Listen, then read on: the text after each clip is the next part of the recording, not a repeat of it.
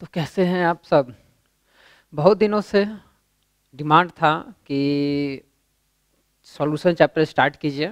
आज वही चैप्टर लेके आए हैं और चलिए आज भी इस चैप्टर को अच्छे से समझते हैं। और जहाँ भी आपको दिक्कत हो आप बेहिचक हमें कमेंट सेक्शन में जाके पूछ सकते हैं। और एक लोगों कमेंट किए थे कि हम रामायण देते हैं, तो ऐसा मतलब नहीं सोचना है।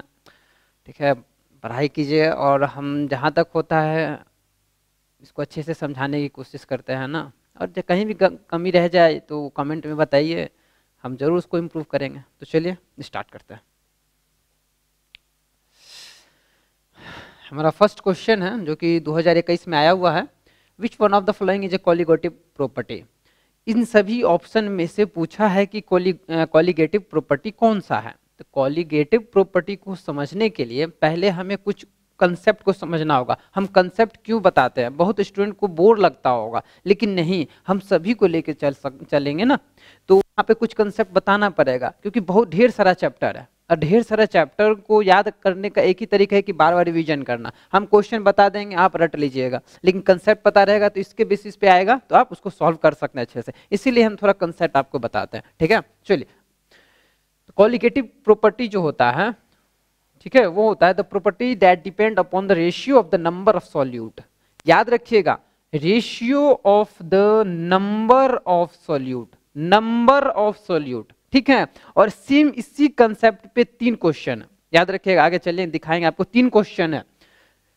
Of solute molecules that does not depend upon the nature of solute molecules known as colligative property. मतलब किस चीज पे डिपेंड नहीं करता है वो, does not depend upon the nature of solute molecules। ठीक है, जैसे वो है, और जैसे ऑस्मोटिक प्रेशर, ठीक है, वो कॉलिगेटिव प्रॉपर्टीज के प्रॉपर्टी को फॉलो करता है। Elevation of boiling point, depression in freezing point and relative lowering of vapour pressure. ठीक है, ये सब चीज है। तो आप तो समझ में आ गया होगा कॉलिगेटिव प्रॉपर्टी क्या है। तो हमारा आंसर क्या होगा, ऑस्मोटिक प्रेशर। ठीक है, चलिए एक बार देख लीजिए, समझ लीजिए, एकदम छोटी छोटी शब्दों में हम इसका डेफिनेशन दिए हैं। चलिए नेक्स्ट क्वेश्चन पे। In comparison to 0.01 molar solution of glucose the depression in freezing point of 0.01 molar MgCl2 solution is. मतलब ये बोला है कि इन कंपैरिजन टू, मतलब कंपेयर कर रहा है 0.01 मोलर सॉल्यूशन ऑफ ग्लूकोज को 0.01 मोलर MgCl2 सॉल्यूशन के साथ। ठीक है ना, कंपैरिजन कर रहा है। तो कंपैरिजन करना है तो उसको सब कुछ समझना होगा। तो समझने के लिए क्या है कि पहले the depression in freezing point जो है वो कॉलिगेटिव प्रॉपर्टी है। ठीक है, तो जितना नंबर ऑफ पार्टिकल्स ज्यादा उतना डायरेक्टली डिपेंड होता है ना नंबर ऑफ पार्टिकल्स या मॉलिक्यूल्स के ऊपर। तो ये तो कॉलिगेटिव प्रॉपर्टी का प्रॉपर्टीज हो गया। तो अब क्या है कि ये MgCl2 क्या है जी, देखिए MgCl2 वेंट ऑफ फैक्टर जो होगा, मतलब कि वेंट ऑफ फैक्टर वो होता है जिसके पास एनायन और कैटायन, मतलब टोटल कैटायन एनायन के, मतलब टोटल आयंस कितने हैं उसमें, जितना ज्यादा आयंस होगा उसका वेंट ऑफ फैक्टर उतना ही ज्यादा होगा। तो ये तो आयंस ज्यादा देगा MgCl2। ठीक है, तो इसका वेंट ऑफ फैक्टर ज्यादा होगा।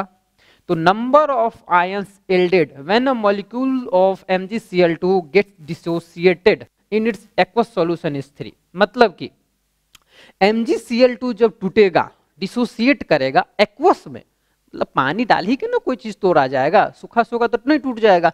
तो जब वो टूटेगा तो वहां पर वो 3 क्या देगा, get associated aqueous molecules is 3 number of ions, 3 ions मिलेंगे। तो कैसे, तो जब आप MgCl2 को तोड़िए तो Mg2 प्लस Cl माइनस, तो देखिए कितना आयंस हो गया, 3 आयंस हो गए ना। तो 3 आयन हो गया, तो यहां पर तो वही दिख रहा है 3, सही लिखा है। चलिए आगे देखते हैं। तो 1 molecule of 0.01 molar, that is molar मतलब मोलैरिटी। ठीक है ना, यहाँ पर मोलैरिटी, स्मॉल m रहेगा तो मोलैलिटी, तो ये है मोलैरिटी। MgCl2 गिव्स 3 पार्टिकल ये आयन। ठीक है, सॉल्यूशन में 3 देता है, सही है। thereby increasing the number of particles present in its solution to 3 times। और इस नंबर ऑफ पार्टिकल्स सॉल्यूशन में नंबर पार्टिकल्स की संख्या को बढ़ाना है तो हम 3 से मल्टीप्लाई कर देंगे। काहे 3 से मल्टीप्लाई करेंगे?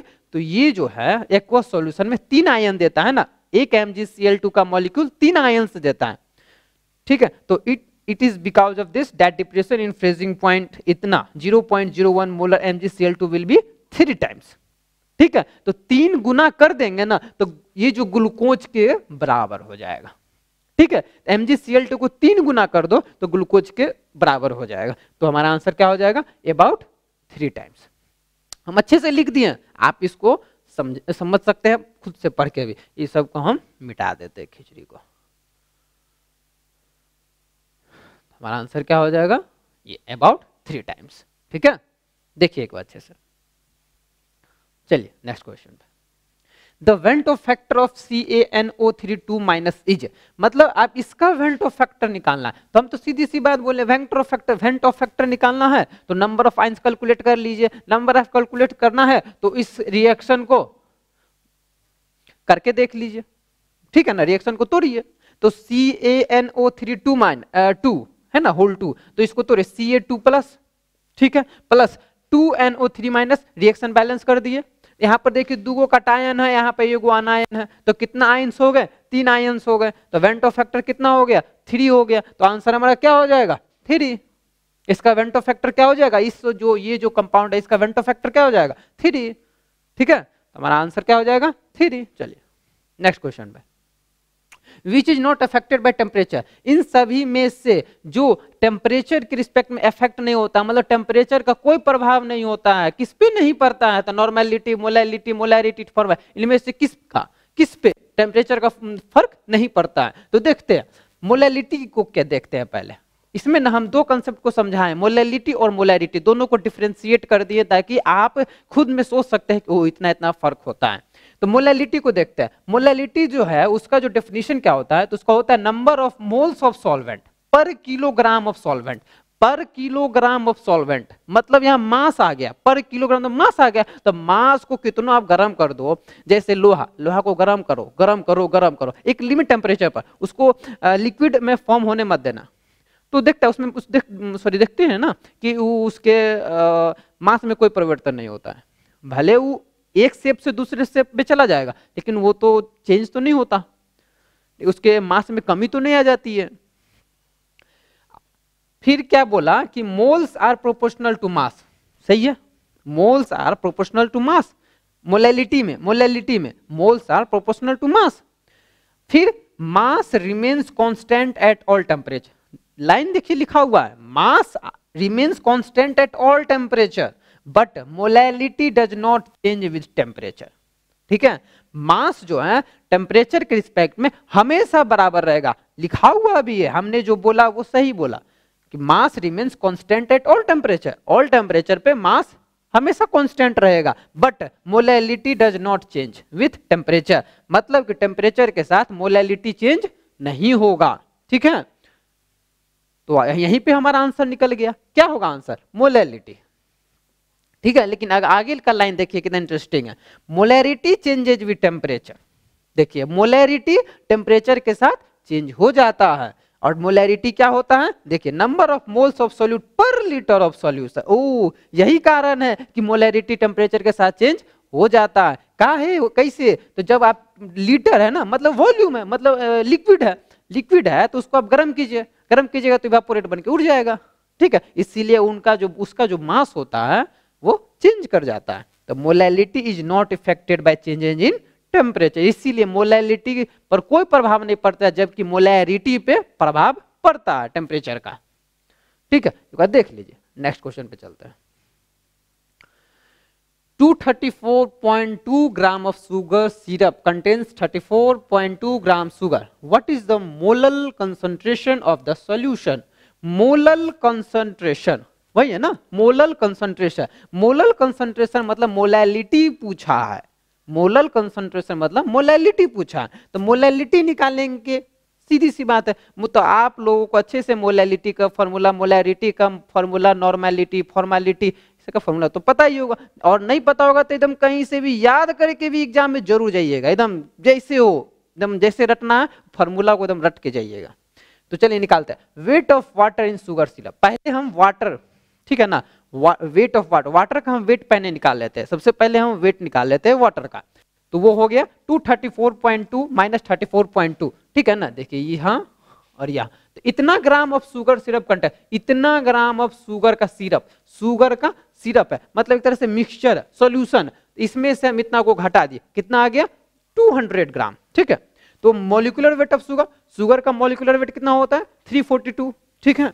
तो मोलर कंसंट्रेशन मतलब कि मोलैलिटी इज इक्वल टू क्या होगा, तो फॉर्मूला आपको याद है, चलिए बैठा देते हैं 34.2 बाई 342 इंटू 1000 बाई 200, तो मोलर कंसंट्रेशन हमारा फाइनली क्या आ गया 0.5, ठीक है।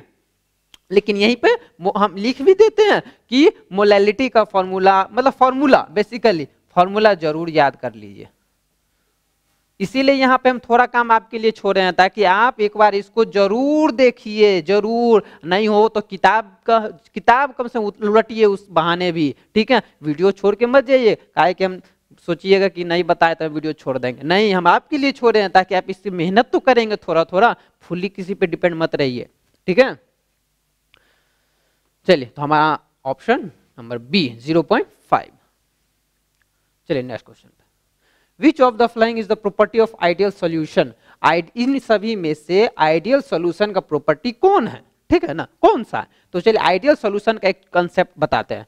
An ideal solution is a solution in which each component obeys Raoult's law and under all condition of temperature and concentration, ठीक है ना। आइडियल सॉल्यूशन का जो कंपोनेंट है, आइडियल सॉल्यूशन का जो कंपोनेंट है वो राउल्ट्स लॉ के सारे नियमों को वो पालन करता है, तो ठीक है। तो which of the following the property पूछा, which of the following is the property of ideal solution, ideal solution का वो कौन सा है जो प्रॉपर्टी फॉलो करता है, तो Raoult's law.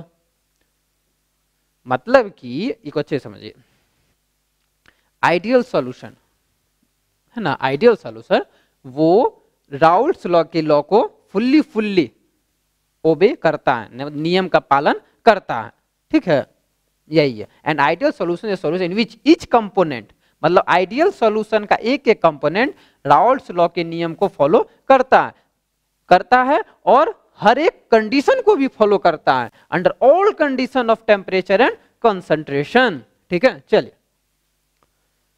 Which of the following is a colligative property of solution, इन सभी में से कॉलिगेटिव प्रॉपर्टी कौन है, सॉल्यूशन का कॉलिगेटिव प्रॉपर्टी कौन सा है, तो ऑस्मोटिक प्रेशर है, ठीक है। हम सबसे first question, I think first या सेकंड क्वेश्चन में चीज बोले थे कि ये डेफिनेशन अच्छे से याद करके रखिएगा, और वहां पे आ गया, वहां भी हम सारा कुछ मेंशन भी किए थे, लेकिन यहाँ हम थोड़ा बस आंसर क्या है वो मेंशन करके हम निकल जा रहे हैं, ठीक है। वहां हम सब लिख भी दिए, आंसर क्या हो गया ऑस्मोटिक प्रेशर। चलिए next, by osmosis semi permeable membrane allows to pass, जब ऑस्मोसिस होगा तो सेमी परमिएबल मेम्ब्रेन जो है वो किस चीज को जाने देगा, वो किस चीज को पार करने देगा, ठीक है। तो ए मेम्ब्रेन, पहले तो देखते हैं कि सेमी परमिएबल मेम्ब्रेन क्या है, तो ए membrane which allows the passage of solvent molecules but not that of solute molecules, ठीक है।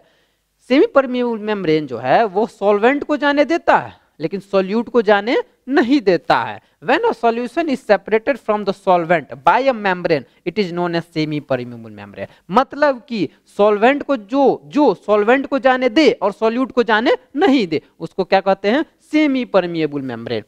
तो allows to pass solvent molecule, ठीक है। चलिए नेक्स्ट क्वेश्चन,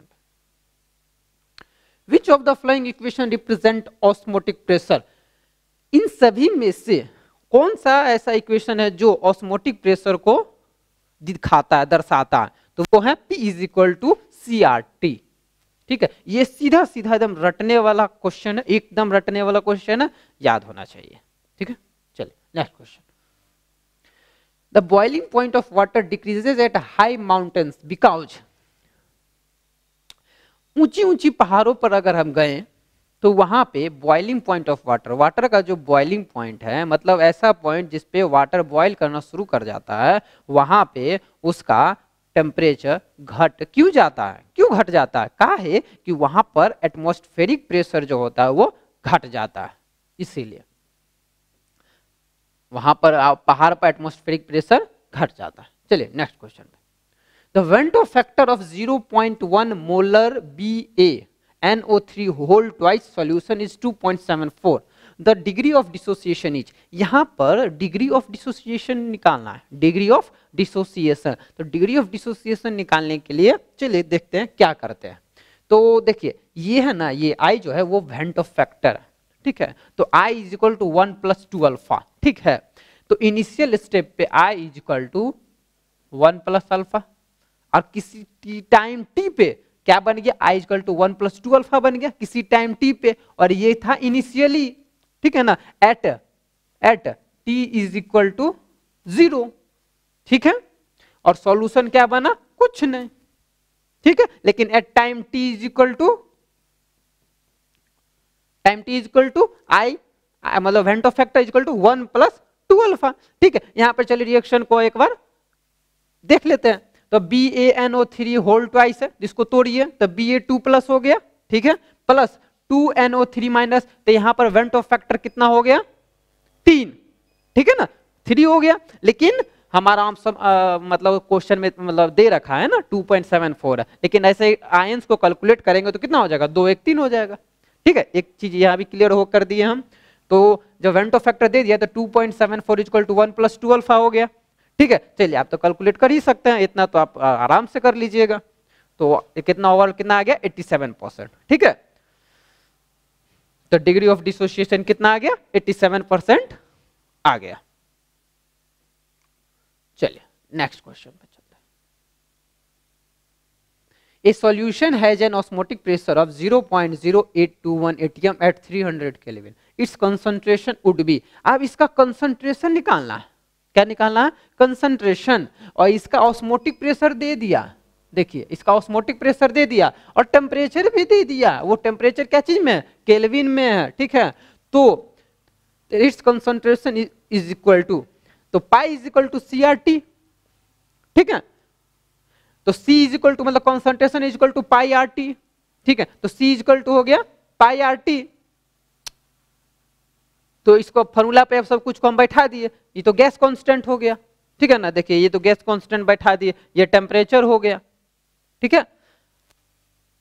तो हमारा ओवरऑल आंसर क्या आ जाएगा, 0.033, देखिए है ना ऑप्शन में डी 0.033 मोलर, ठीक है। ये बात देख लीजिए, फॉर्मूला बेसिस क्वेश्चन ना, कुछ नहीं है। चलिए next question. If 2 grams of NaOH is present in 200 ml of its solution, its molarity will be, molarity हम निकालना है, बोले थे ना मोलैलिटी मोलैरिटी, ये सब का फॉर्मूला एकदम दिमाग में एकदम घुसा लीजिए, उसके बाद ही एग्जाम में जाइएगा, ठीक है। तो चलिए देखते हैं। 2 grams of NaOH is present in 200 ml of its solution, its molarity will be, कितना है, 2 ग्राम ऑफ NaOH है, 2 ग्राम ऑफ NaOH है। तो मॉलिक्यूलर वेट ऑफ NaOH क्या होता है, 40 होता है, ठीक है। तो मोलैरिटी इज इक्वल टू क्या होता है, मोल्स बाय वॉल्यूम, और वॉल्यूम क्या चीज में, तो लीटर में। चलिए तो मोल्स पहले निकाल लेते हैं, ठीक है, मोल्स। तो मोल्स इज इक्वल टू हो जाएगा weight in gram by molecular weight, एक मोल्स का फॉर्मूला तो ये भी होता है, ठीक है।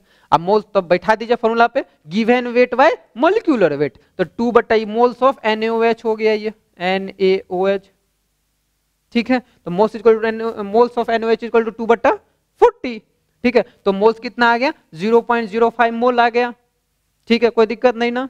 चलिए मोलैरिटी हम निकालते हैं, अब तो मोलैरिटी ही बोलबे किया, मोलैरिटी ही निकालते हैं। Molarity equal two moles by volume, अब वॉल्यूम क्या चीज में, तो लीटर में, याद रखिए।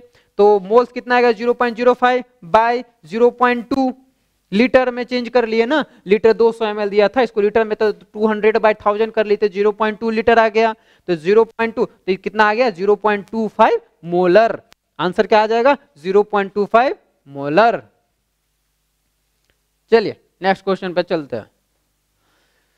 विच of the following is a non colligative property, इन सभी में से कौन कॉलिगेटिव प्रॉपर्टी शो नहीं करते हैं। नहीं करते हैं, और कौन कौन शो करता है वो भी हम बता दिए। अब चलिए कौन नहीं करता है ये भी बता देते, तो सीधा रटने वाला क्वेश्चन, ये सब करता है, देखिए ये करता है, ये करता है, मतलब ए करता है, बी करता है, सी भी करता है, तो डी करता है, सी नहीं करता है, दैट इज ऑप्टिकल एक्टिविटी। ये क्या है, कॉलिगेटिव प्रॉपर्टी नहीं है, ठीक है। चलिए, which of the flowing has maximum depression of freezing point, मतलब इन सभी में से डिप्रेशन ऑफ फ्रीजिंग पॉइंट किसका ज्यादा है, सबसे ज्यादा है। तो उसको समझने के लिए हम समझते हैं डिप्रेशन इन फ्रीजिंग पॉइंट। तो डिप्रेशन इन फ्रीजिंग पॉइंट जो है वो कॉलिगेटिव प्रॉपर्टी है। डिप्रेशन इन फ्रीजिंग पॉइंट क्या है, एक कॉलिगेटिव प्रॉपर्टी है जो किस चीज पे डिपेंड करता है, तो depends on number of particles, number of particles पे डिपेंड करता है। जिसका पार्टिकल्स की संख्या ज्यादा उसका डिप्रेशन इन फ्रीजिंग पॉइंट ज्यादा, ठीक है। तो K2SO4 जो है, जब K2SO4 को तोड़िएगा तो K4 प्लस SO4 2 माइनस, तो इसमें देखिए नंबर ऑफ पार्टिकल्स कितना ज्यादा है, फिर इसका मोल्स निकाल लीजिए, मोल्स निकाल के तब नंबर ऑफ पार्टिकल्स निकाल लीजिए ना, वो पता चल जाएगा। तो मैक्सिमम नंबर ऑफ आयंस हो गए, इसके पास सबसे ज्यादा आयंस है, तो सबसे ज्यादा आयंस है तो ये maximum depression in freezing point show करेगा, ठीक है। तो क्या हो गया आंसर, K2SO4, इस ये maximum depression in freezing point show करेगा। चलिए नेक्स्ट क्वेश्चन, बस इतना ही क्वेश्चन था, दैट्स ऑल।